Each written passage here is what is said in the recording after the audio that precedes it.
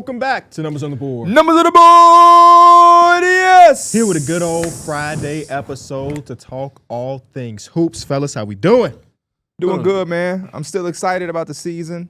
I'm not going to lie. The transition and the move that we've been going through over the last week or so has definitely hit me. I'm getting tired. Yeah. I'm glad it's Friday. We got to work that body into waking up earlier every single day and everything. I feel that. Not only is it earlier, but it's colder too. Oh, yes. man. I had to warm my car up for the first time. Yeah, I've been starting my car early. Had to sit in the car while I defrosted the front. Yeah, That's my how whole cold it is front right now. windshield was it looked like a sheet of ice. I'm like, Yeah, what mine was on the back That happened side. so fast. It was just 70 3 days ago. Yeah. Now we got this. That's Chicago for you. Chicago. I don't even got a coat yet. I got to, like you was talking about, I got to go buy a coat. I have a coat, but I want a got new one one. up to par. Yeah, I want a brand new coat. So, yeah, might have to go to Oh, you about to say Balenciaga? I thought he was about to say Definitely Balenciaga. I was, but I'm not going to. That's it. We got to drop the mic.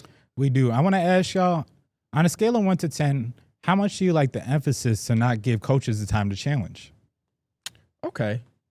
I would say 10 because I hate the coach's challenge because it takes so long. So I like when a Jokic is a prime example. He'll get that ball and just try to get it out there early before. Because coaches be looking at the Jumbotron trying to figure out, no, get that ball. So I'm going to say 10. Let's keep the game going, man. Let the refs be refs. I like it's a competitive thing. So if I'm the opposing team, why would I try to give you time to challenge a call that's against me? So I'm all for it. When Jokic do that, because also on the flip side, when Jokic wants his coach to challenge, he stalls and try to tie his shoe or act like he hurt or something. You talking about the referees, Mike? So Just they keeping the basically game going said, on? usually when there's a time where they're deciding if they want to challenge or not, usually the coaches are looking to the bench to For look sure, at the iPads, whatever. They're emphasizing referees just get the ball, Exactly. get the So ball. you talking about the they can't- referees and not the players. Yeah. Yeah, I appreciate it. Because last night, Rick Carlisle got mad, but they was trying to do all of that. He's looking over me, to the bench. Yeah. The challenge is about challenging it, but you're not always going to be able to have the ability to double cross. They're trying to make sure when I challenge, it's a guarantee. And that defeats the purpose of a challenge. Yeah, let your eye test be to determine the fact of whether or not you want Now, to. if you do get lucky enough to have a timeout to call or you want to burn your timeout to double check because it's a crucial challenge that you have, I get that as well. But yeah, the idea that your player can just hold the ball and take their time so you can look at assistant coach and jumbotron, that's crazy. Yeah, it's not like football, where football has the play clock. And you can kind of wait a few seconds depending on what the play clock situation is. Yeah. If you got the possession. Did y'all of the see ball. Ben Johnson throw his challenge flag? Yeah, he threw it all the way out to He the middle. threw that. He loaded up and just let it fly. I'm like, okay, Ben. He threw that all the way to the line of scrimmage. All right, let's get into last night's games because we actually had two bangers. 3 overtimes between two games. OKC wins in Indiana, 141-135 in a double overtime game. In that, Shai Gilgeous-Alexander has a career-high 55 points, 23 of 26 from the free throw line. And A.J. Mitchell off the bench with 26 points. We had Benedict Mathurin with 36-15 from 17 from the free throw line, and Pascal Siakam with 32 and 15. I need a job. I need a job. I'm here. AJ They go a Mi- nice bouquet of flowers. Thank you. There you go. AJ Mitchell is another one of my guys. Yeah. Darrick, when am I going to get hired by one of these teams? Who is not drafting good? The Bucks don't keep nobody. If the Bucks bring me in, I'll give them some consulting. Don't do it. And in all seriousness, though, this game, I'm not going to lie. I'm going to be transparent and honest.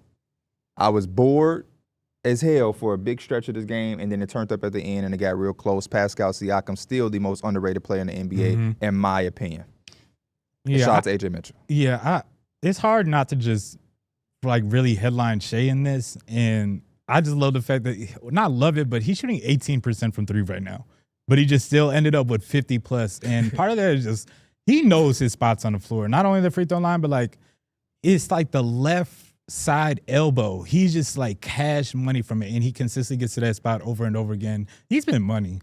You know, I love that performance from Shai. I thought it was MVP-esque. I mean, we saw him he won MVP last year, and he's continuing that into this season. And the team does not need to shoot threes in order to be competitive. It seems like they just need a sprinkle of it. And Lou Dort's not even shooting lights out right now. So I think that it's crazy that they are able to pull these games out in a league that is 3-point dominant, where they don't have to shoot threes. I think it's amazing. They won a championship last year by doing the same thing. I think what goes into some of your boredom, P, is there was no Caruso, no Kenny Hustle, no Isaiah Joe, no J-Dub, no Casey Wallace. And then on the other side, no TJ McConnell, no Halliburton, and then only 17 minutes in Nembhard because he didn't play the entire second half with a little injury. So, both teams are already beat up going into game 1 for the Pacers and game 2 for OKC Thunder. But I'm happy that it did end up getting real interesting, and a lot of that is like Benedict Mathurin being a madman. We did our preview of this game yesterday, and we were kind of trying to decide whether or not we want to see Rick Carlisle's version of Benedict Mathurin or Benedict Mathurin's version of Benedict Mathurin, and I like that he was just a full head of steam getting to the basket at will. And it was an overall great game. Let's shift over to the Golden State Warriors, who also won in overtime over the Denver Nuggets. 137-131. In this one, Aaron Gordon ties the record for most three-pointers in a season opener. Y'all know who he tied? Terry Rozier. Terry Rozier. Let me ask y'all this money. question. How many threes does it take for a non-3-point shooter to gain the attention of your team? I don't even know if we can count him as that. Yeah, Right, I'm he shot looking the at him as a 40% shooter last right game. now. But I'm he's looking still at a him as a guy. shooter. That's kind of like why RJ Barrett shot the 40%. Sure. Not saying that they're the same, but the shooter has a shooter tag. Yeah. JJ Redick, Kyle Korver, AJ Greens of the world, they can shoot 30%. You're still going to give them that certain Common attention. He denominator hitting there. catch and shoot and pull-ups. That's what I'm saying. He Once pulled you up in go 6 for transition. 6, we in a timeout huddle saying, okay, guys, I don't even think it need to go 6 for 6. Right, The that's third true. one, we like, okay, let's get a handout. Yeah. Let's do no something. more unders and no more heavy gap on him. And all I kept seeing is unders and heavy gap. I'm talking about ball get entered into Jokic, Kuminga goes to double, Jokic throws it to Gordon, open 3. And I was like, bro, he's 5 for 5. You probably can't do that right now. Great performance from Aaron Gordon. There were a few possessions down the stretch where I was very upset they didn't give him the ball because I just feel like when certain guys are on that much of a heater, you just got to give him the ball. Good things are happening. And they had a possession where Jamal Murray dribbled the clock out and threw up a shot and it didn't go in. Luckily, they got to stop and came back, and then Aaron Gordon hit the 3. Yeah. Shout out to Steph Curry. Yes, he These are ended the up games. with 42 points. He had a stretch between fourth time and overtime where he scored 16 straight. Yeah. They needed it, bro. They They needed did. he even like when he wasn't shooting threes, he was aggressively trying to get to the rim. And this is Steph Curry that we love to see because again, this is like the later half for the Warriors, like what they've been doing. So like they need every bit of Steph Curry without there's no Klay Thompson no more. There's no more Kevin Durant. Like it's him, Dre, and now it's Jimmy, but like they need everything they can get from Steph. I love how the whole offense when Steph. I love this version where like when Steph got it going, it's always been like this. Like everyone is like, how do we get Steph the ball? Yeah. And like I love when he's on this type of heater because the whole offense you just know is just strictly going to him. We know Jimmy could get his off. We saw it in game 1 where he took over, but in this game, Jimmy was like, hey, I'm getting it to Superman. I'm more than comfortable with playing second fiddle right now, which he's there. That's what they paid him to do. Yeah. Shout out to Al Horford still getting it done somehow. Still. They They got a got back-to-back bringing that today. veteran leadership to the team. And he's not doing back-to-back. Just makes sense. He almost scored. Hey, that's You know? fine. That's fine. We're so spoiled to have a 37-year-old superstar be able to take over a game like that. Like, Yeah, got multiple. fouled from the three-point line. Give me those. Get to the free throw line. He go 5 for 5 in that stretch. Sideline out of bounds after a timeout. He shoots a 32-foot three-pointer, and it's just Bro, cash. that shot was crazy. Like, come on, bro. It's just one of those things. And it was so late. You know, we knew we had to get up in the morning.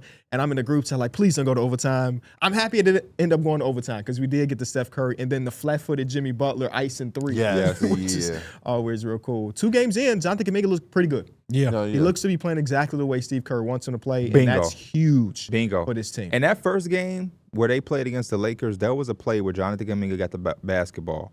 And you usually see this from the other guys. He told Draymond Green to set the screen for Steph. He got in and said, no, don't set it for me. Get it. And I'm like, that right there, just that singular play is going to mean a lot if we continue to get there. Because it used to be them telling him, no isolation right now. Yeah. Go screen for Steph. But he was the one that had to remind Draymond. And in the back end of it, he was the one that ended up scoring off of that possession, which I thought was a full circle moment of saying you can be a part of this system and it can still benefit you at times. Exactly. If you give it up, there's almost no doubt that you can get the ball right back, Yep. especially with some of the playmakers they have on this team. I love the energy of this team right now. Obviously, it's still early. 2 huge wins for them because, again, I just think that it's very important for especially an older group to get off to a good start.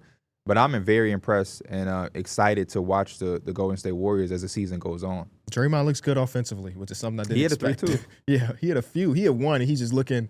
I forget who it was. Maybe it's Cam Johnson in a late closeout, and he acted like, "You're not closing out on me." I Like, thought yeah, that was Valanciunas. Maybe it was. Maybe Yeah. it was. When we come back, we got old faces in new places. Stay tuned. Hey, as y'all know, we got a bunch of old faces, new places, a lot of turnaround. We've understood that over the last few seasons. Every year, probably be what would y'all say, about 10 players? 10 that we care about. Significant, yeah. Yeah. So I got a bunch of guys here. I got the statistics and the result of their games with their new teams, and I want y'all to grade the debut. Okay. The first one we're going to start off with is Kevin Durant, who obviously on opening night had the loss to OKC, but he put up 23, 9, and 3, 56% from the field, 0% from 3, 83% from the free throw line. I think his would probably be like a C- for me. Okay. I think there was too many mental lapses down the stretch of the game where he almost called timeout and No, he did call timeout. He did. He He did call penalize him for timeout for sure. And then he almost cost him the game there. And then he also fell for a Shea pump fake, and then that also cost him. And he also the had a game. turnover late in that game Yes, as he well. did. So. I'm So, like- surprised you holding the Shea pump fake against him. Everybody fall for the shit. He played. He played really He good played defense, really good and he defense. was For about 10 tired as seconds, hell. yeah. But it's he was just so like tired. you always just have to stay. It was only 2 seconds. Hey, left on it's the clock. so much. I know it's easier hard. than Yeah. though. I You know talking it's about hard. Shea. He I just know took it's hard, 25 man. free throws. I like what Darrick gave it as a grade. Because different than that, the last 20 minutes of the game, I feel like I didn't know Kevin Durant was on the court. And that's crazy. Yeah. Like, I think he ended up with one shot in the Some of fourth. that ain't his fault. Reed Shepard was like, watch out. Oh man, He did. Reed Shepard also couldn't get him the ball. I'd probably give it like Yeah. a B minus. Okay. Yeah, shout out to Sengun though. Sengun did Yes. carry that game. Wasn't his debut, though. No, Desmond Bane, 23 points, 4 rebounds, 3 assists, 39% from the field, 50% from 3, 2 blocks, and a win versus the Miami Heat. Give me an A. Hey. He had gave a it couple an A. huge shots. One in that left corner, one above the break that was like 30 feet. You know what he did? He did his celly. Yeah. All I needed was this one regular season game, and I'm like, oh yeah, he's a perfect fit. Yeah, the Yeah. difference was felt. I for think sure. I think overall, I think the Magic fans are probably like, dang, we finally got like this injection to our offense where it's a little bit more of a little oomph to 30 it. points in Yeah. a quarter just not a Did y'all hear what he thing. said in the post game? No. He said they talked about the pick and roll, and he was saying like it's the first time he's been in a pick and roll with somebody who was more feared than him. Mm. Damn. Shots fired. I don't care about you, Jared Jackson Jr. Paolo Banchero is feared. Yeah. Brandon Ingram, 16 points, 9 rebounds, 3 assists, 44% from the field, 0% from 3, 67% from the free throw line. Make your free throws, B.I. 5 turnovers, but they had to win against the Atlanta Hawks. I don't know if the box score really tells you the full story, Brandon Ingram. Yeah, I would say He the played same. really well. He I played would really say well. B to B plus. I was for I Brandon was gonna Ingram. give him a B minus. I thought he did a good job getting to his spots and get to his middies, even though the 3-point shot wasn't falling. He still stayed aggressive and was getting to the rim and everything. I can't wait to see their next games because they looked really well, but the Hawks looked also very poor. Yes. And I think the next stretch of games, the first 5 or 10 games, we'll be able to really get that feel of this team gelling. Yeah, I was a bit interested to see how it would work in the half court with all those guys that we kind of look at like, oh, they need the ball in their hands. And Brandon Ingram was just like the primary guy in the half court scenarios. Yeah. And I feel like that's probably the way they should go. And it worked out. Michael Porter Jr., 12 points, 4 rebounds, 5 assists. Yeah. Career high, maybe? Yeah. 33% from the field, 29% from 3. The reason, and a loss to the Hornets. The reason this one was crazy is because I remember hitting the group chat saying, MPJ, man, he might average 30 because he Yeah. had like 8 of the first 10 points, and then he ended with 12. And one of the shots was like a step back, and he Yes. kind of gave him that look, and it was Yeah. like, okay, this might be MPJ this season, but yeah, I'll probably give it like a C. I think it's he's the not Nets. used. I It's the think he's Nets. not used to the congestion that he's seeing. He's so used to doing dribble handoffs with Jokic. He did a dribble handoff with Claxton, and that the defense just did not react to that at all. Yeah, I can't give it too bad of a grade because he still is Michael Porter Jr. You know what I mean? Yeah. Like, it wasn't Yeah. a great game, but I don't expect him to have 30 pieces. So C makes sense to me. You don't be expecting a 30 piece I of don't the expect Nets? He Not- don't have some, but Nah. to expect it is hard. Not since high school, I ain't expecting a 30-piece Michael Porter Jr. Underrated debut. Norman Powell, 28 points, 9 Spaz. rebounds, Oh, yeah. He was 4 great. assists, 47% from the field, 50% from 3. This is one of them the classic loss to the Norman Powell Magic. performances. This man. is an A plus for me. Yes. Yeah, A+. I was a little concerned about just how much he would be able to carry over last year what Same. he did, but he is a certified bucket in this league. Yeah, he's flying around. The only downside is at the Miami, he blew another game like they did all last season. Like they were like the worst clutch team ever, and they did it again. But I watched that team, even though they blew the lead, I didn't walk away from it thinking too negatively about the team Same. that whole. I'm like, okay, Yeah. I can see points some stuff here. I in can a see some stuff quarter here. against the Magic was impressive. Yeah.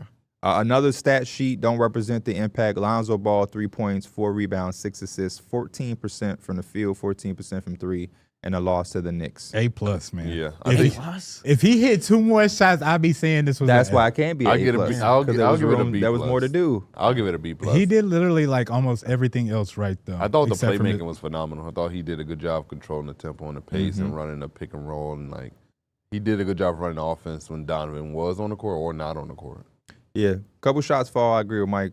It's going to be a good year for Lonzo. For sure. This is good to build upon. Can't wait to see them be healthy though. Same. Yeah, And you can tell they're missing a lot on the Yeah. offensive side. So if Lonzo can now plug in and do exactly that while Max Darius Strus is Garland. there or DeAndre Hunter is there or Darius Garland is there, then his value goes up exponentially. And they just got him for a guy they weren't playing anyway, now he's Kokoro. So that's kind of good GMing over there. Good GMing. Another underrated debut, in my opinion. Like this dude was really, really good. Drew Holiday, 14 points, yes. 6 rebounds, Couple- 7 assists, 3 steals. Couple buckets. Yeah. He did have a couple. buckets. Literally a couple. And Pull up on the 33%. fast break, step backs type. 33%. Well, yeah, the pull up 14% from three because of those pull ups in transition. And a loss to the Timberwolves, a very impressive loss. Oh no, might I say. because Anthony Edwards took over in that fourth Yeah. quarter, and I'm loving this defensive duo of Tumani and Don't forget Donovan Clean. no, I got know, that paint and on Drew line. Holiday. I think that That's a trio. That is a trio, but I'm just talking on the perimeter side. Okay. You always got an A+ defender guarding Somebody. someone, and Yeah. I just think that's amazing, bro. Anthony Edwards had Drew Holiday, Tumani, and he always had a great body on him. Here and there, you had Matisse Thybulle out Yes, there. Matisse Thybulle. Yes, he was. Whoa. Out there. Matisse Thybulle. Matisse Thybulle was out there. You know, they got a lot of guys. I know it's not a new face or whatever. Jeremy Grant coming off the bench so far been pretty cool. Hey, Yeah. no, hey, I think So far. he said, There's hey, one preseason game and then the one regular season game. That's all He we had got. 29? yes, he had 29. 29. He was spazzed. 29, 1 Some of and these 0? guys are trying to get traded, man. Yeah. Him, Vooch. A lot of guys Shout out starting to off the Big season like, Vooch. hey, trade me. Mike's favorite debut, DeAndre Ayton, 10.6 rebounds, 71% from the field, and a loss to the Warriors. Let you go first, man. This is an F. I really don't know if I had like an ounce of me that was like that there was impact from what he did on that Yeah. court. Like I'm talking about zero energy from a guy that knows he needs to bring some energy. So F though? Not even a D minus? I agree with Mike F. F. Damn. He didn't do what he was supposed to do. The job is so simple playing with a guy like Luka Doncic. The job is so simple. Also, the reason Luka going to do everything for you. Yeah. Go watch what Ryan Kalkbrenner does for the Hornets and just do that. It's so funny because everybody has the same opinion about DeAndre Ayton. I saw a clip on Twitter this morning from Blake Griffin saying that, he got to roll completely to the basket.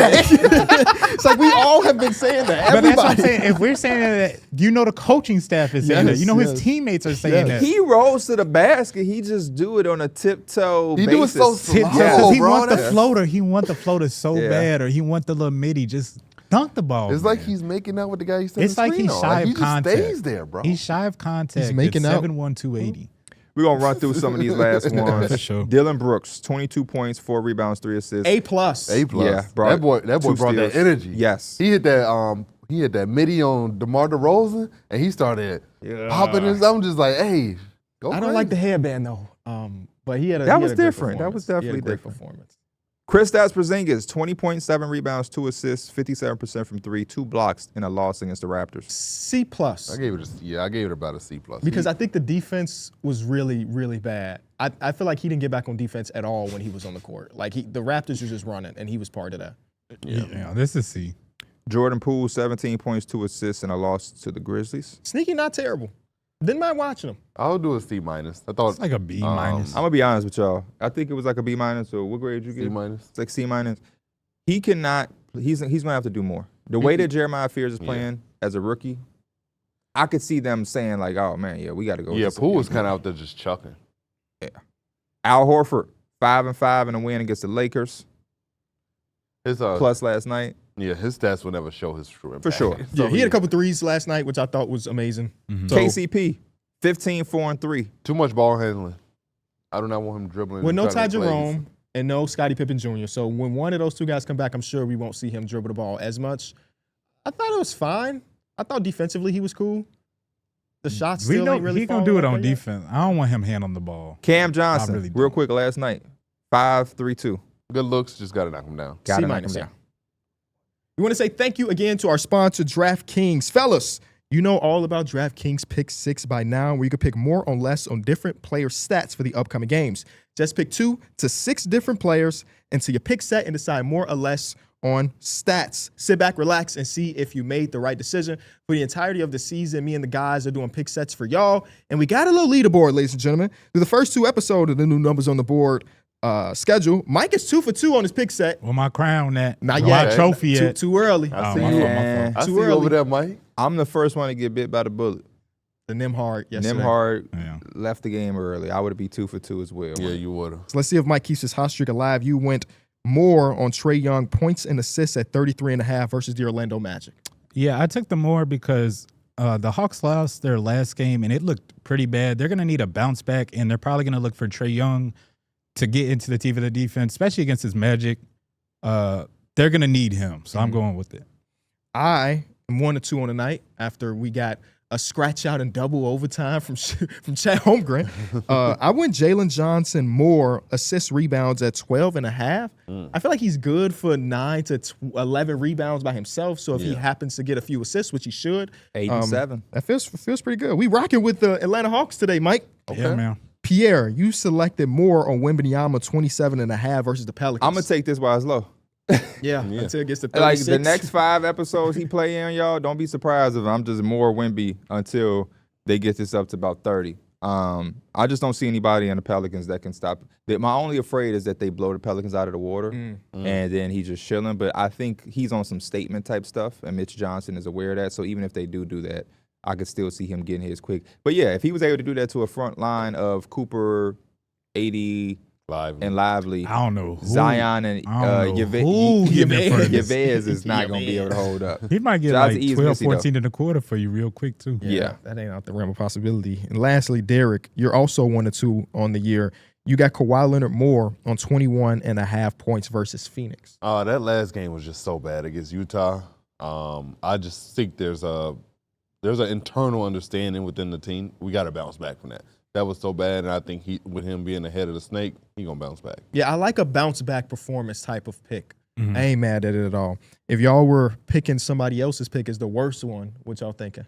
I won't go. I'm not going to say worse because I think we all picked understand some decent stuff today. Yeah, I understand the psychology behind it too. I like the mindset with Mike and Darrick of the bounce back, like you just said.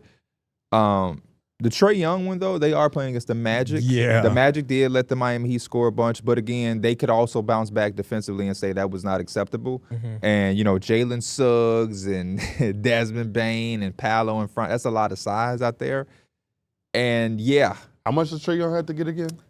33.5 on points And assists more is what we picked. That's a little tough. I mean, it's a little deep, but It's not out of realm of it's not possibility. out of It's realm of It's possibility. know, not, Trae Young especially easily if get you he's on 29 and if 11. he's on a burner and ends up with 30 or something, he could definitely get the more on it. And so far through the season, Mike has been perfect. Yeah, Yes, yeah. yes. So we're at the. But we know that won't last I'll long. say this though, this is the one I'm probably least confident in. Okay. Out of the ones I did. He did play off the ball quite a bit in that Raptors game. And part of that was like them pick it up 94 feet. The Magic can add some of that pressure as well. You didn't even mention Anthony Black as a defensive player. That probably gets some Trae Young. Because Anthony Black struggles a little bit offensively, and I don't know if the Magic are going to continue to go that route if he. I guess it depends on Jalen Suggs' minutes. Because they've been trying to temper it a little bit. We love Anthony Black. That's our guy. But I call it how I see it. If you're out there and they're making major trades to get 3-point shooting and they can't trust you to make an open corner 3, it's going to be problematic, especially when Tristan DeSilva is giving you 17 points off the bench and is knocking down shots. So loved his first game. First game. All right, I like this a lot. And it's a lot on the board. We got a big slate tonight, so be sure to look at the pick set. When we come back, we got a new segment we're calling Good Take, Bad Take. Stay tuned. For those who haven't checked out DraftKings Pick 6 yet, there's an exclusive offer waiting for you. Right now, new DraftKings customers can play $5 and get $50 in bonus picks. All you need to do is download the Pick 6 app and use promo code ENJOY when you sign up. Pick 6 is available in most states, including Texas, California, and Missouri. So don't be afraid to get in on the action. Ride the upside with Pick 6. Today we're introducing a new segment we're calling Good Take, Bad Take. We've seen every NBA team for at least one game so far, and it's hard not to have random thoughts come into your mind. Whether or not you believe them, I don't know.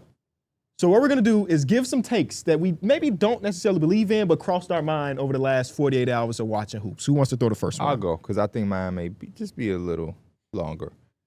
This is not team-oriented specifically, but this came across my mind.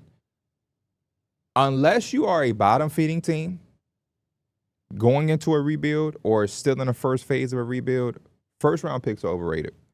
And the reason I'm saying that is because we see a lot of teams in this middle pack or, in the playoff push, and they are very reluctant to spend those first-round picks on talent. Like y'all had the Walker Kessler conversation about first-round pick. Will Richard played meaningful minutes last night for the Warriors like he did in the first game against the Lakers. Yep. Taylor Peter played meaningful minutes for the Pacers. Brooks Barnheiser has played in both games for OKC. A.J. Mitchell was arguably the second best player on OKC, and if it wasn't him, it was Aaron Wiggins. Ryan Kalkbrenner is the starting center for the Charlotte Hornets. Jamal Shead played significant minutes for the Raptors and was starting point guard last year. Jalen Wells is heavily featured on the Memphis Grizzlies. A.J. Green for the Milwaukee Bucks. Tamani Camara just got $82 million from the Portland Trail Blazers. That's not mentioning the Alex Carusos, the Naz Reeds. Sam Merrill started for the Cavaliers. Huck Porty was the starting center for one of the most popular franchises in all of sports. So the next time a team is in the middle of trying to push for something and they don't want to spend 2 or 3 first-round picks for somebody who can really take them above market, I'm going to remember this used to be something back in the day that was few and far in between, and we looked at it as an organization thing. Oh, man, the Spurs got an eye. The Heat have an eye. I just named so many players that this is a norm now. If you do your proper due diligence in your scouting department, you can find second round and undrafted talent that can come in and play. And I'll even throw another hot take into the hot take. I think it's a little easier to evaluate for teams when it comes to second round and undrafted. The pressure of the first round lottery picks makes a lot of teams crumble. They overthink it. That's my thing. I like where your head is at.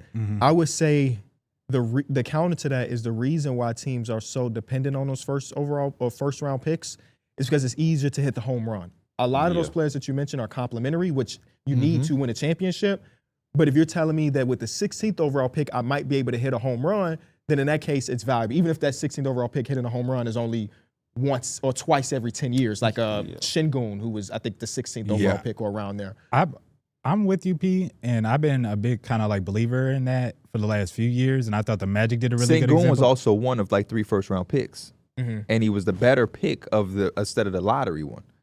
Who was that Jabari's year? Maybe Jalen Green or Jabari. Okay. The Magic were a really good example of that, where people were saying that overspent on Desmond Bane, and it's only been a game, but he's looking like he's the perfect fit, and I don't think they were getting anything Desmond Bane was going to bring out of a pick out the draft. I think that to match that, teams are also afraid to use those first-round picks via trade, and to not work out. A good example is your Lakers, right? You throw 2 first-round picks plus some good players to get Brody, and now, you're still feeling the effects of that in 2025. I think mortgaging your future, being able to control your own destiny is something that a lot of teams want to be able to do. And once you trade all those first-round picks, you kind of don't. Because, like, if you, for whatever reason, this don't work out and now you don't have those picks, and now you're in a lottery, that other team is now benefiting from those picks when it's like, damn, I could have actually had those picks. So it's like, it's a little give and take, but like, I really do think it depends on the situation. Absolutely. The Lakers trade was not a great trade.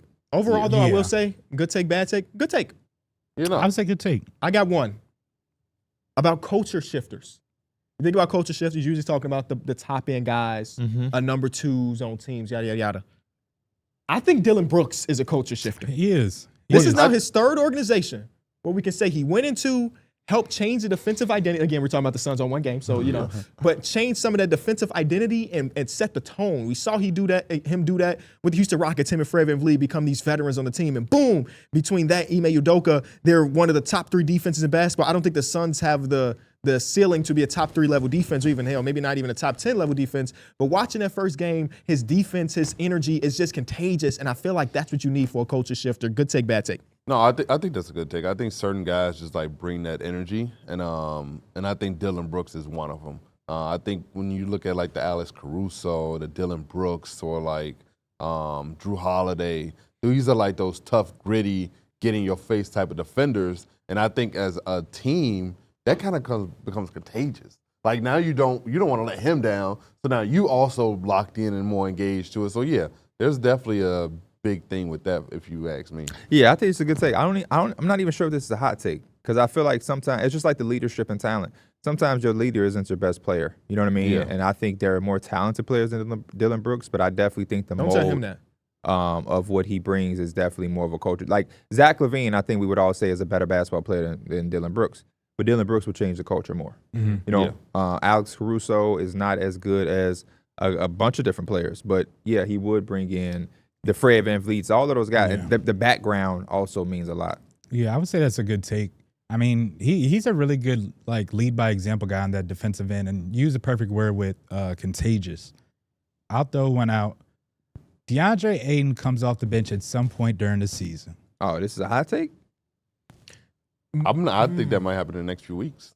Really? You Well, think I mean, I happens? guess the other option is what Jackson Jackson Hayes. Hayes. That's Christian immediately what my Coloco. head And honestly, went. I just think Jackson Hayes does a lot more of what they want.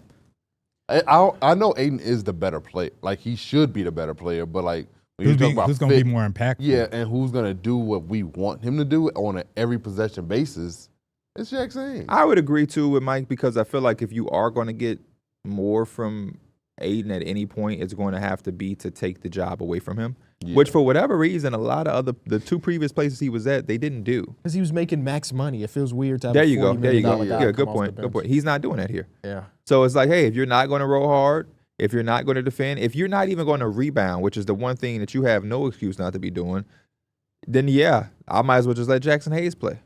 And then all of that stuff you talked about, man, I know this is my last chance. Yeah, we'll make you actually feel that. and JJ Redick is a low patience guy. Yeah. He's so low patience. Luke had to play 41 minutes in that loss. I can't have 10 minutes without Luke on the court right now. He's gotta be there.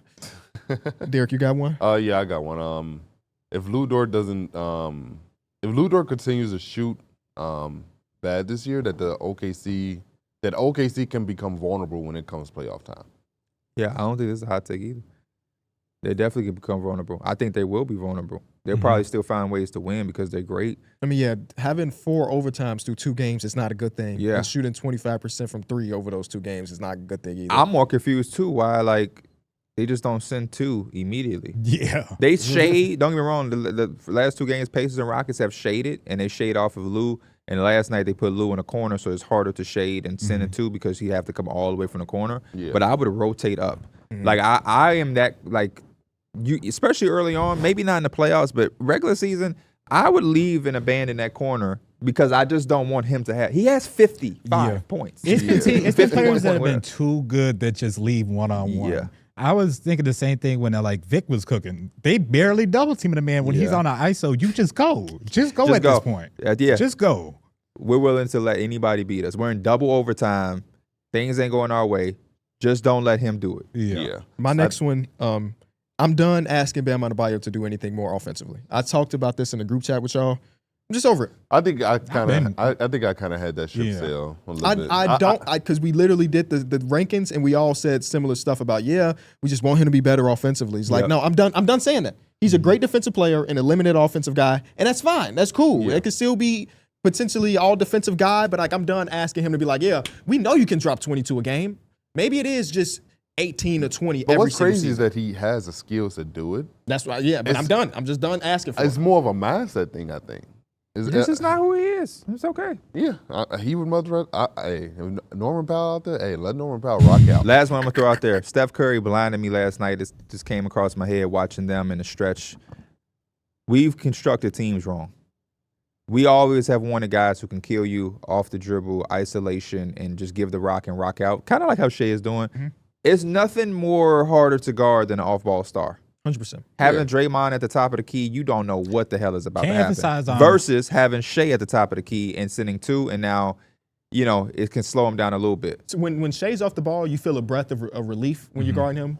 when Steph Curry's off the ball, there's never panic. Yeah. And then he's got the ball, there's even more panic. So yeah, I completely understand that. Coming up, we starting a new segment we're calling Fan Fridays, where we answer your questions. All right, y'all. So we about to introduce a new segment called Fan Friday, where y'all submit us questions on Twitter. So if you tune in on our Twitter, we will send this tweet out every Thursday night, and then you can also chime in and get your tweets off, and we'll probably answer them. The first one we got is Regular Human. He asks, what NBA player archetypes are being pushed out of the NBA? The easy one is the only score first wings that aren't good enough to be number one options. Yeah. You saw all of those dudes get traded in one offseason. Seems like it's a huge turnoff to those type of guys. A real good example of this, because he's an elite level at this, is like when Zach LaVine becomes a free agent, I can't wait to see what type of money he ends up getting. Because he's like the best version of these type of guys. But it's like, how valuable is he really if he's taking up 26 to 25% of your cap? But that's the first one that I thought of. I think about kind of like non-shooting point guards. Okay, yeah. And kind of like similar to a Markelle. I mean, Russell Westbrook, he just recently got signed, and it's been feeling like people just haven't really been liking the archetype if you're not going to bring this shooting at a smaller size. Specialists that aren't three-point shooters. I don't think you could just get a guy that just defend. How many guys y'all know that just defend? Yeah, the Robersons are over, man. Yeah. Yeah. You got to be multifaceted in this league. You got to be a playmaking lock. It's almost like 2K, a playmaking lock or a 3-and-D wing. Mm-hmm. You got to be able to do 2 or 3 things. The whole I only rebound, I only defend, I only, that only applies to shooters. You can get and even those guys like Luke Kennard with the Grizzlies, they were kind of like. Yeah, he's been on so many different teams because even though he's so great at that, you still can't really play him in a lot of places. Yeah, it's either if you hot, you playing. If you're not, we kind of got to set you. Yeah. Also would think Matisse Thybulle exists. What about small ball fives? that's what I was about to say, Mike. I think Draymond Green is so good at what he does, Kinda but I think 101. after Draymond, I don't think we will see another version. It's like top of the crop can do it. Yeah, Zion would do it a little bit. Right. Yeah, you see it in spurts. You see Yeah. an Aaron Gordon only at center type of lineup occasionally. But yes, people are coming in and be like, yeah, he gonna play a lot of 4, but he definitely gonna play a lot of 5 at 6'7". Nah, no thanks. Yeah. Is there any? There's Wimbies in the league. You can't have no 6'7" center no more. Is there any fake do-it-all people?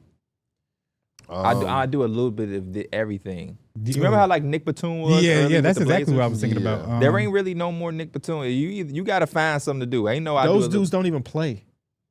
Immediately, I thought about our boy Dalen Terry. Right, He do a little bit of Yep. everything. Yep. And that's 10th man on the bad Bulls Yeah. team.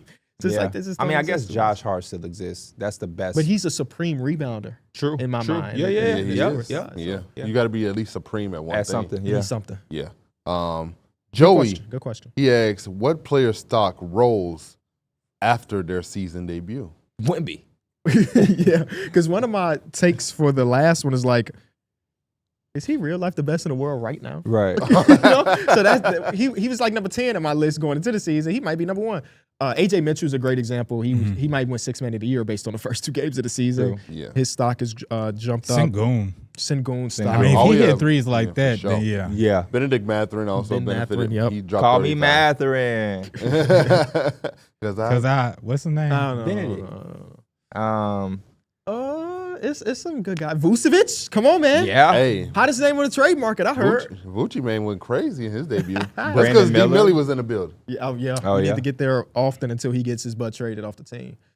Can we say VJ? Like, Yeah. he didn't shot VJ up. is, Yes. Jalen Johnson looked real well with it. Jalen Johnson first game was so good. I saw people when I said something about it. People were saying like if they wouldn't be surprised if they start to shift the attention to him being the guy. Yeah, I mean, I think that's kind of like something that they have in the back of their mind because they didn't give Trae Young the extension. Yeah. So like they feel like there is a way that they could pivot to Jalen Johnson and move on from Trae Young. Only the first game, but if we get a little bit more to this, Quinn Snyder might be out, and then like you said, Trae Young didn't get his extension. So Same game, different team. Scotty Barnes is skyrocketing as far as stock goes after that first game. Yeah. Did a lot of everything. Talking about do it. Scotty Barnes may be a good example of a dude. star example, but yeah. Yep. But he looked great. He looked great in that first game. Supreme defender though. Yes, good He point. is. Good point. Yeah, Good he point. is. Good point. King Frosty, shout out to King Frosty. Shout out Been to on King this Frosty. one.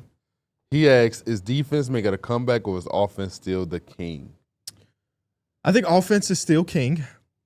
But you need, I mean, it's the easy way out. You need also an amazing defense in order to be good too. But like the teams that win championships usually are really good at both. Offense is still king. I saw Herb Jones give some fits, or be given fits by Ja Morant. My mind was blown because Herb Jones don't play around. So Is offense is still OKC king. defense better than their offense? Yeah, it is. Oh, I actually think So far this season, I think That offense looks stanky, man. Shea is saving them. Yeah, That's a he good is. Shea point. is saving them. That's That a good offense looks like there are some possessions where Shea ain't even saving. He shoots some threes, and I'd be like, that was lazy as hell. Yeah. Because he like nothing else I can do. he saw the double team coming late in that game, like 7 seconds left. He just chucked up the three. I don't trust nobody else. I'm gonna get this shot up. So yeah, I guess it is their defense, but I also haven't been really impressed with their defense yet either. would y'all say They it was, missing all. So many. yeah. people. Yeah. would y'all say it was two the on same offense. last year? Yeah. Like at times their defense was like just so much better than I think their offense. defense won them the championship. Yeah, Yeah. by far. Yeah, their So ability Nico was to get right. deflections and everything. So Nico yeah, was I right. mean, Kevin Durant wrong. you said Kevin Durant what? Wrong. He said offense wins championship. Yeah, he said on Oh. starting five, the offense is the reason you win championships, not defense. It's I could like- buy into the mentality a little bit because we've seen some people lock up that can't score. That should be mad. That should be mad and nasty. That was the Magic whole game plan. We gonna lock you up. Yeah, We they gonna- literally was walking out there with a 30th ranked offense with a top 5 defense. He won 49 games. Yeah, Like, hey, we here. but you gotta have also like you gotta have Paulo to be able to at least be able We to got sustain Apollo it. Glaze. It don't. We can't go an episode. What's the next one, man? Come on. We got to get these. Y'all was having a conversation. I know, but you got to be the one to segue. I love how high his voice gets. You're the one to have a conversation. AP Hoops. How much weight do you put a team's first few games of the season? Hey, he a Clipper fan, Yep. so he trying to figure it out right now. Not a lot, Yeah. believe it or not. There's so much basketball. Like the Pacers were a sub 500 team going into January 1st last year. They went to the championship. Yeah. So like we make it really important because it's our job, but at the end of the day, it's really not that important to start the Yeah, season. because I think also last year the Suns started 9-1, 9-2, or Yes, something like yes. that, and then they ended up not even making the play-in. I mean, his Clippers were like a 500 team through 30, and then they Yep. ended up being what a 4 or 5 seed. yeah, they So- got Kawhi It back, kick- and they ended up going up. He could have a totally different feeling in about 10 games. Exactly. Yeah, I think it's dependent on the team. So many teams don't take preseason seriously too. Like your Lakers didn't play nobody in the preseason. We're terrible in preseason. So it's all like the time. these first 10 games we can overreact and everything, but like it may not be the real version of this team. There's so much basketball left. Yeah. And schedule strength is different. Some teams are going against playoff teams. The Warriors is going against 2 playoff teams. Some teams are going against like, we got the Nets tonight, we got the Wizards tomorrow. It's like, yeah, we could be high on that team, but they ain't play nobody. While the Warriors Yep. played against 2 real playoff teams. So Yeah. on a But 1 through 10, the it's like a Clippers lost 5. to the Jazz, though. That's a playoff team. Okay. they lost by, No, let me stop. lose by 37 to the Jazz. They didn't lose by 37. They lost by 21. Being down by 37 okay, at some okay, point is okay. crazy. Cole Paris, King Cole, he Shout out was to the King King one Cole, too. another classic fan. Which player from y'all's favorite teams would you want to see the biggest jumps from this season? From my favorite team, I would love to see another jump from Josh Giddey because the Modest Buzelis one is locked. That guy's Yeah. averaging 20 plus per game this season. Josh For sure. Giddey taking the jump, take this whole team to another level.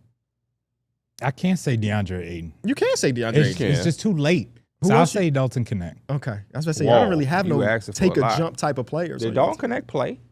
No. So we need I don't remember something. a second from Mikael Bridges, which I think could be on the way if he's going to be initiating plays and running the offense at certain stretches. But yeah, I'll go with Mikael Bridges. Okay. Diesel asks, do you guys think the double big lineup will stick? Yes, I've been telling. Do you watch this show, Diesel? I was telling you that the last 2 years. It's back. On the contrary, if you watch small ball, I was like, maybe. It's back. Look around the league. Look around. It's traditional basketball lineups. You have the power forward was a position they were pushing out. Yeah. The power forward position is back. If you look around the league, majority of teams have a true defined power forward. There's not a small forward sliding that. No, it's a traditional power forward who is only a power forward. But even then, some of these lineups is not even just, it's literally 2 centers. Yeah, we got that too. Well, that's 'cause One third of the league has a double big lineup construction. That we've Everybody seen. more skilled though now. Yes, that's really what it boils down Evan to. Mobley, Anthony Davis, Jalen Johnson reminds me of an actual power forward. The Jazz had Larry Markin. They had 3 power forwards on the court. Triple big lineup. That's Yeah. all the rave. The Cavs did that a couple years ago too with Larry Marketing. Yeah. Him, Evan Mobley, and Jared Allen made it work. But yeah, it's probably here to stay. Only in spurts and situationally. I don't think it's really gonna be like this is our line. But let's do the Houston Rockets. Before we get out of here, we got a preview to tonight's game. So much on the slate. We'll pick our favorites. We got another huge slate for Friday night's game. I'm gonna read you the matchup. You tell me if it's a must-watch, league pass, whatever. Starting off with the Bucks versus Raptors, first game of the night. I think it's gonna be a must. I mean, it's gonna definitely be a must tune in because it's the first game of the night and it's early, so definitely gonna be tuning in to this one. Is it a must watch? I can't give it the must watch, but I'll be tuned in for sure. Yeah, I'm going to tune in because I want to see Brandon Ingram again as the Raptors. Got to see if they're real or not. Next, we got the Atlanta Hawks versus the Orlando Magic. I think this is a must watch for me. This is two teams that we talked about all offseason, feeling like one of them could get into the conversation with the Knicks Cavs. And the Hawks need to bounce back win, and the Magic would love to continue to solidify themselves as that team. Yep, It's a must watch. Yeah, must watch. Celtics versus Knicks. It's kind of this. First game for Prime. Yeah, no, it has the hype behind it, but I don't think it's going to deliver. There's no Tatum. I just think that part of it just hurts this a little bit. I think this is must watch. I think it's going to be a lot of points scored in this game. Yeah, I would agree with Mike. Anytime these two teams face off, it's a must watch. Cavs versus Nets. We highlight this one. Yeah, this one's that we kind of skipping on. Okay. There's too much going on. Too much going on. Yeah, too many good games. Pistons versus Rockets. This a man versus a star must watch. I think it's a must watch too. I won't lie to you. Pistons didn't look great. I think they're gonna bounce back, and then the Rockets play against a team that's not the defending champion. Should be interesting. Heat versus Grizzlies. It's gonna be a good game, but I ain't gonna say must watch. It's not a must watch. Definitely gonna. If it's close down in that fourth quarter, definitely tuning in. Spurs versus Pelicans. Must watch. Must watch. I think Wemby and Zion makes it must watch. Wemby, I'm all with Wemby. I'm must watching for the 82 game season for Wemby. For I gotta watch everything he got. I love Stephon Castle too. I like that. Wizards versus Mavericks. This could be a little boring. I won't lie. This one of them games I'm not maybe giving a single second to in real time. I felt that way against the Nets. Who are the Nets playing? The Nets Cavs. Oh yeah, that's another one for me. I'm seriously like I'll catch the highlights. I'll spend a little time on it. I ain't gonna lie, bro. I might not watch this team. I like Yegor Demon, Cam Thomas. I can't get hit with the Cam Thomas stuff no more, man. MPJ breakout game. MPJ, I can't even get hit with some of that. Some of those shots he was taking against the Hornets, I like good basketball, man. I like he don't see him. It ain't his fault. It ain't his fault. Though that you see the lineup? Who is starting point guard? Is it Jaeger Demon? No. I don't know. Who the next starting point guard? I thought it was Jaeger Demon. No. How you think that when you watch? That was the first game of the season. You ain't see the starting lineup? I don't remember it now. You know who they starting point guard is? Serif. Come on, man. Oh. Yeah, it was it's a rough team. Definitely a highlight team. Then we got Timberwolves versus Lakers. A must watch. This is must watch. Must watch. Not just must watch. It's must win for the Lakers. So you better tune in. First must win of the season. LA Lakers must game 2. win. We can't fall to the Timberwolves. I got again. the Timberwolves in that game. Yeah, I think y'all might get spanked in this game. I ain't gonna lie to you. Warriors versus Trailblazers. Second night of a back-to-back for the Warriors. Must watch. This I love the must Blazers. watch. I feel like anytime these teams like meet up, it's just a real good game where it has a chance to go OT. Shaden Sharp liked playing against the Warriors in preseason too, and I need a bounce back game from him. Yeah, and the Blazers are no longer just that walkover team. 5 of 20. Yeah, he's 5 of 20. I will bench him too. The first 2 games the Warriors played against playoff teams, but playoff teams that don't project to be good defensively. The Blazers are a good defensive team, so I can't wait to see. Again, no Al Horford because it's a back-to-back, but I can't wait to see that one. So that's a must-watch for me. Jazz versus Kings. I'm gonna tune into this. This probably gonna be another high-scoring game. I'm gonna tune into this. Like Kings again. They always end up around like 130. So I think Utah can match it. Half eye. Okay. I wonder if the Jazz still gonna throw this big zone. Is this something that they do every game, or was this just a Clippers thing? Not if Zach shooting that way. They figured out the recipe, I think. Just big guys. Zach would shoot him out that zone. Yeah, he would. Sure. And then he'll go. But then DeMar will be in the middle of the zone with Sabonis. Well, no, Sabonis ain't gonna play. He's just up there. Pump faking. Last game of the night is Suns versus Clippers. This is a must-watch. I think it's a fake must-watch for me too. Yeah, I ain't gonna lie. This will be on This will make the high priority monitor. You gotta have 2 monitors. Low priority, high priority. This will make the high priority. Respect. Well, that is another great episode. I actually am so excited about a 5:30 tip-off Central Time for a basketball Me game. I too. won't lie. That's going to be amazing. Another great episode. We will see y'all tomorrow. From Mike, from P, from D. Millie, from Kenny Beecham. We will see y'all next time. Peace. Peace.